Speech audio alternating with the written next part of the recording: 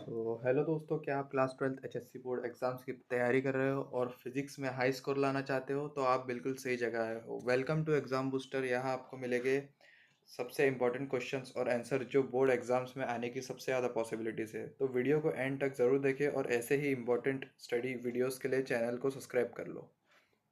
तो चलिए स्टार्ट करते हैं अपने फर्स्ट क्वेश्चन के साथ, जो है केटीजी से। तो पहले हमें इसके लिए समझना पड़ेगा Boyle's law.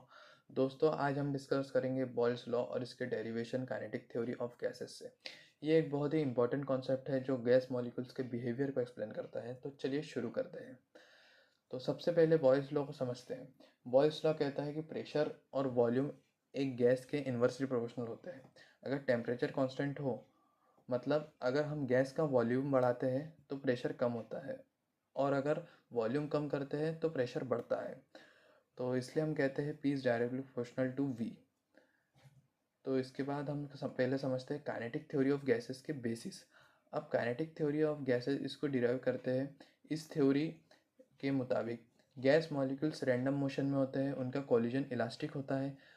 Pressure gas molecule के वॉल से कोलिजन की वजह से ही होता है। तो काइनेटिक थ्योरी के मुताबिक प्रेशर का फॉर्मूला होता है P = 1/3 small m into capital N upon capital V into V small v की पावर -2।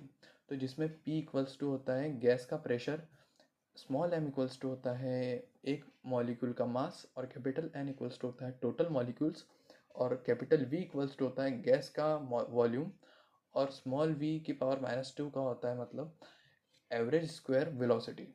ये फॉर्मूला बताता है कि प्रेशर वॉल्यूम के इन्वर्सली प्रोपोर्शनल होता है, जो बॉयल्स लॉ के कॉन्सेप्ट से मैच करता है। अब अगर टेम्परेचर कांस्टेंट रखें तो मॉलिक्यूलर वेलोसिटी भी कांस्टेंट रहेगी। तो इक्वेशन बनेगी P इक्वल्स टू मतलब P V equals to constant. ये एग्जैक्टली बॉयल्स लॉ का स्टेटमेंट है।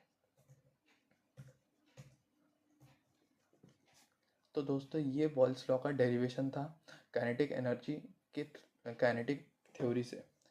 हमने देखा है कि प्रेशर और वॉल्यूम इन्वर्सली प्रोपोर्शनल होते हैं, जो केटी के फॉर्मूले से प्रूव होता है। अगर आपको ये एक्सप्लेनेशन पसंद आया हो तो वीडियो को लाइक करें। तो फ्रेंड्स, अब मैंने आपको बॉयल्स लॉ तो समझा ही दिया है, और अगर आपको वो समझ चुका है तो आप फर्स्ट क्वेश्चन आराम से कर लेंगे, जो कि हमारा फर्स्ट क्वेश्चन है expression for the pressure exerted by gas molecules.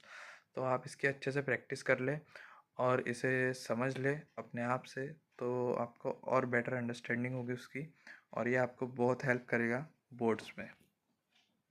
तो चलिए अब अपन आगे बढ़ते हैं अपने सेकंड क्वेश्चन की तरफ, जो कि है RMS वेलोसिटी और टेम्परेचर के बीच का रिलेशन। ये कॉन्सेप्ट गैसेस के मॉलिक्यूलर मोशन को समझाने के लिए बहुत इम्पोर्टेंट है। तो चलिए शुरू करते हैं। सबसे पहले RMS वेलोसिटी का मतलब समझते हैं। रूट मीन स्क्वायर एक गैसेस के मॉलिक्यूल की एवरेज वेलोसिटी का एक मैथमेटिकल मेजर है। ये हमें बताता है कि मॉलिक्यूल की एवरेज स्पीड से मूव करता है। तो इसके लिए जो फॉर्मूला होता है हमारा, वो है V(RMS)=√3kT/m, जिसमें K जो है वो है बोल्ट्जमैन कांस्टेंट, T जो है हमारा एब्सोल्यूट टेम्परेचर, और M जो है हमारा मॉलिक्यूल का मास। तो अब हम देखते हैं RMS वेलोसिटी और टेम्परेचर के बीच का रिलेशन। तो V(RMS) जो है वो डायरेक्टली प्रोपोर्शनल होता है √T के। मतलब अगर टेम्परेचर बढ़ता है तो मॉलिक्यूल्स की एवरेज स्पीड भी बढ़ती है, और अगर टेम्परेचर कम होता है तो मॉलिक्यूल्स की स्पीड भी कम हो जाती है। तो इससे हमारा जो कंक्लूजन निकलता है वो है, अगर टेम्परेचर बढ़ता है तो मॉलिक्यूल्स की एवरेज स्पीड बढ़ती है, और अगर टेम्परेचर कम होता है तो मॉलिक्यूल्स स्लो हो जाते हैं। तो चलिए बढ़ते हैं अब अपने थर्ड क्वेश्चन की तरफ, जिसमें हमें पूछा गया है Boyle's law from kinetic theory. तो ये तो मैंने आपको स्टार्टिंग में ही समझा दिया है, तो आप इसे एक बार अच्छे से देख लीजिए। और अब हम डायरेक्टली बढ़ते हैं अपने फोर्थ क्वेश्चन की तरफ। तो क्वेश्चन नंबर 4 में हमसे पूछा गया है diagram of ferrous perfectly black body, जिसके लिए हमें फेरस परफेक्टली ब्लैक बॉडी को समझना बहुत इंपॉर्टेंट है। तो ये एक इम्पॉर्टेंट कंसेप्ट है रेडिएशन और थर्मोडाइनमिक्स के लिए। तो चलिए शुरू करते हैं। तो सबसे पहले हमें ब्लैक बॉडी का कॉन्सेप्ट समझना होगा। एक ब्लैक बॉडी वो होती है जो पूरी तरीके से रेडिएशन को एब्जॉर्ब करती है और पूरी तरीके से रेडिएशन को एमिट करती है। तो फेरस ब्लैक बॉडी का पहले अपन स्ट्रक्चर समझ लेते हैं। फेरस ब्लैक बॉडी एक हॉलो कैविटी होती है जिसमें एक छोटा सा होल होता है। इसकी डिज़ाइन ऐसा होता है कि जो भी रेडिएशन अंदर जाता है वो कम्प्लीटली एब्जॉर्ब हो जाता है और वापस रिफ्लेक्ट नहीं करता। तो इसका जो मेन फीचर है वो हम पहले समझ लेते हैं। एक डबल वॉल हॉलो स्ट्रक्चर होता है जिसमें अंदर की वॉल ब्लैक बैंड होती है रेडिएशन एब्जॉर्ब करने के लिए, और बाहर की जो सिल्वर होती है वो रेडिएशन को बाहर निकलने से रोकती है। एक छोटा सा इंसिडेंट एपर्चर होता है जिससे रेडिएशन अंदर जाता है, और कोनिकल प्रोजेक्शन होता है जो अंदर आने वाले रेडिएशन को ट्रैप करने में मदद करता है। तो जो अब देख लेते हैं, जब रेडिएशन एक छोटे होल से अंदर जाता है तो वो मल्टीपल रिफ्लेक्शन के वजह से अंदर ही एब्जॉर्ब होता रहता है। तो जिसकी वजह से एक परफेक्टली ब्लैक बॉडी का बिहेवियर दिखाई देता है जिसमें पूरी तरीके से रेडिएशन एब्जॉर्ब हो जाता है। तो इससे हमें जो हमारा कंक्लूजन मिला वो होता है कि फेरस ब्लैक बॉडी एक परफेक्टली एब्जॉर्बर होती है जो रेडिएशन को ट्रैप करने के लिए हॉलो कैविटीज डिज़ाइन का यूज़ करती है। तो ये था हमारा question number 4, ferrous black body. तो आप इसे एक बार, मैंने तो इसका डायग्राम दे ही दिया है, तो आप इसे एक बार अच्छे से देख ले और पढ़ ले तो ये आपके दिमाग में और अच्छे से बैठ जाएगा। तो चलिए बढ़ते हैं अपन अब अपने क्वेश्चन नंबर 5 की तरफ, जिसमें हमसे पूछा गया है define emissive power and coefficient of emission. तो पहले हमें इसके लिए समझना होगा एमिसिव पावर और कोफिशिएंट के एमिसिव पावर और कोफिशिएंट ऑफ एमिशन के कॉन्सेप्ट को। तो ये टॉपिक हीट रेडिएशन और थर्मोडायनेमिक्स के लिए काफ़ी इम्पोर्टेंट है। तो चलिए शुरू करते हैं। सबसे पहले एमिसिव पावर ई को समझते हैं।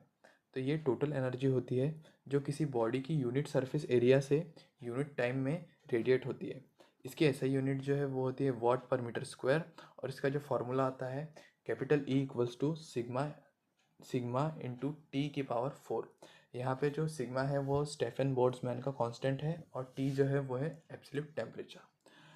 तो अब बात करते हैं कोफिशिएंट ऑफ एमिशन की, जिसको हम डिनोट करते हैं स्मॉल ई एमिसिविटी से।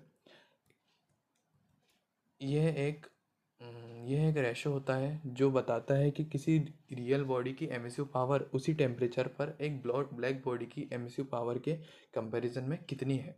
तो इसका जो फॉर्मूला है small E equals to capital E body upon capital E black body. तो ये मैंने आपको बताया भी है अपने क्वेश्चन में, मतलब मैंने लिख के बताया आपको, तो आप इसे देख सकते हो। तो इसका हम अब कंक्लूजन देख लेते हैं। एमिसिव पावर एक बॉडी की रेडिएटेड एनर्जी होती है और एमिसिविटी एक रेशो होता है जो रियल बॉडी की रेडिएशन को ब्लैक बॉडी से कंपेयर करता है। तो यही है हमारा क्वेश्चन। तो अब अपन बढ़ते हैं अपने नेक्स्ट क्वेश्चन की तरफ, क्वेश्चन नंबर 6। तो क्वेश्चन नंबर 6 में हमसे पूछा गया है prove Kirchhoff's law of radiation theoretically. तो आज हम किरचॉफ्स लॉ ऑफ रेडिएशन को थ्योरेटिकली प्रूव करेंगे। ये लॉ हीट रेडिएशन और थर्मोडायनेमिक्स के लिए काफ़ी इम्पोर्टेंट है। तो चलिए शुरू करते हैं। किरचॉफ्स लॉ कहता है कि थर्मल इक्विलिब्रियम में किसी बॉडी की एमिसिव पावर E और एब्जॉर्वेटिव पावर A का रेशो ब्लैक बॉडी की एमिसिव पावर के बराबर होता है। इसका जो फॉर्मूला होता है E upon A equals to constant, constant, और constant is equals to E black body, where E equals to emissive power of the body, A equals to absorptive power of the body, and E black body equals to emissive power of perfectly black body. तो अब हम इसे theoretically proof करते हैं। Step 1, consider two bodies A and B at the same temperature inside an enclosure. Step 2, body A has emissive power E1 and observative power A1. Step 3, body B is a black body with emissive power E black body. Step 4, since both bodies are thermal equilibrium, the total energy absorbed equals to total energy emitted. Thus, for both bodies, E1 upon A1 equals to E black body. Step 5, the ratio is constant for all bodies at the same temperature, proving Kirchhoff's law. So तो दोस्तों हमने देखा कि Kirchhoff's law ये बताता है कि किसी भी बॉडी का एमिसिव पावर और एब्जर्वेटिव पावर का रेशो एक कांस्टेंट होता है जो ब्लैक बॉडी की एमिसिव पावर के बराबर होता है। तो यही था हमारा क्वेश्चन नंबर 6। तो चलिए बढ़ते हैं अपने क्वेश्चन नंबर 7 की तरफ। Explain black body radiation spectrum in term of wavelength. तो मैंने इसके आपको की ऑब्जर्वेशंस तो दे ही दिए सब नोट्स में, तो मैं आपको अब इसका कंक्लूजन बता देता हूँ डायरेक्टली।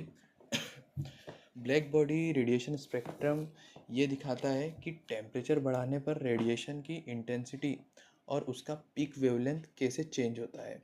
प्लैंक्स लॉ और वेन्स लॉ डिस्प्लेसमेंट लॉ के माध्यम से हम ब्लैक बॉडी रेडिएशन के प्रॉपर एनालिसिस कर सकते हैं। तो यही था हमारे क्वेश्चन नंबर 7 में, और आप इसके मेरे नोट्स भी देख लीजिए, इसमें की ऑब्जर्वेशन दिया हुआ है। तो चलिए बढ़ते हैं अपने क्वेश्चन नंबर 8 की तरफ। मैंने इसका सॉल्यूशन आपको दे ही दिया है, मैं इसका आपको कंक्लूजन समझा देता हूँ। ब्लैक बॉडी रेडिएशन का एनर्जी डिस्ट्रीब्यूशन स्पेक्ट्रम बताता है कि कौन सी वेवलेंथ पर कितनी एनर्जी एमिट होती है। प्लैंक्स लॉ, वेन्स लॉ और स्टेफन बोल्ट्जमैन लॉ इस कॉन्सेप्ट को मैथमेटिकली एक्सप्लेन करते हैं। तो दोस्तों यही थे कुछ इंपॉर्टेंट क्वेश्चन फ्रॉम केटीजी जो आपको क्लास 12 एचएससी बोर्ड्स एग्ज़ाम में हाई स्कोर दिलाने में हेल्प करेंगे। रिवीजन ज़रूरी है, न्यूमेरिकल सॉल्व करो और कॉन्सेप्ट को अच्छे से समझो। ऐसे ही इंपॉर्टेंट क्वेश्चन और बोर्ड के एग्ज़ाम टिप्स के लिए एग्ज़ाम बूस्टर 12 चैनल को सब्सक्राइब करो और बेल आइकन दबा दो। Thank you.